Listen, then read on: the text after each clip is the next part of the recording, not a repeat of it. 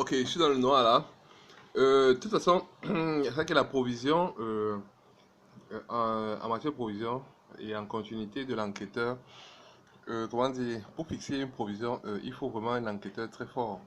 C'est vrai que quelqu'un qui sache de la psychologie, que ce soit les jeux d'entreprise, tout ce qui concerne, comment dire, en fait, il y a les jeux d'entreprise, c'est que ton enquêteur, même s'il n'est pas sur le terrain, donc ça veut dire qu'il a des outils tels que le chiffre d'affaires, tel que le résultat pour savoir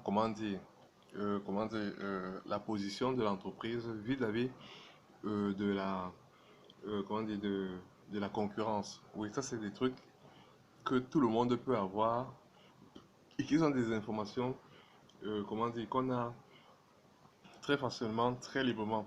Donc là, c'est le début de l'enquête. Donc quand il a le chiffre d'affaires et le résultat, il peut avoir une conclusion là. Il y a une conclusion, c'est que si tu as un chiffre d'affaires élevé et un résultat très bas, ça veut dire que tu fais trop d'efforts pour t'en sortir. Et c'est vrai que tu as un point faible. Donc, si on trouve le point faible, mon ami, tu as terre.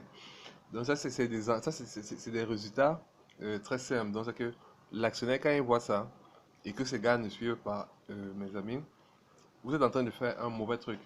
Et comme je vous l'ai dit, comment dire, les amortissements, pour rappel, les amortissements nous permettent de reconstruire comment dire, une nouvelle, de nouveau, un nouvel comment dire, immeuble. C'est-à-dire, si nous avons une maison que nous avons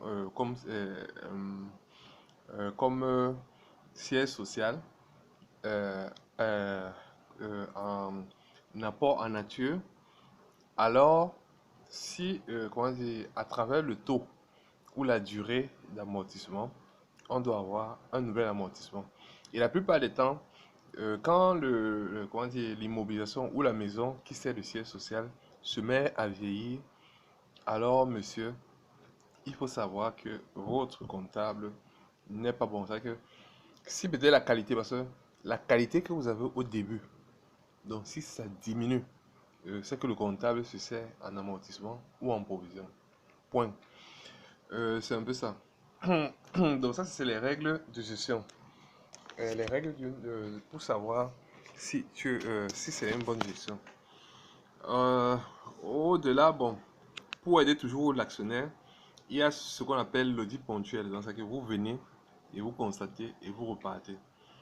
Donc, la plupart, en fait, j'ai sorti un nouveau prototype d'audit ou bien de contrôle pour les actionnaires. C'est quoi? C'est simple. Donc, l'actionnaire n'a pas besoin des pièces comptables pour auditer.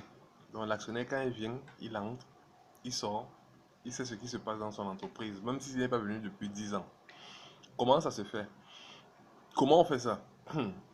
C'est que l'actionnaire, lors de la création de l'entreprise, doit demander à ce qu'on comment dire, on classe comment dire, les marchandises par type. Peut-être si vous avez le pétrole, peut-être trois. Si vous vendez peut-être comment dire, l'essence ou le pétrole, donc l'essence, le pétrole, le gasoil. Donc, ça veut dire que si vous achetez 100 litres de gasoil,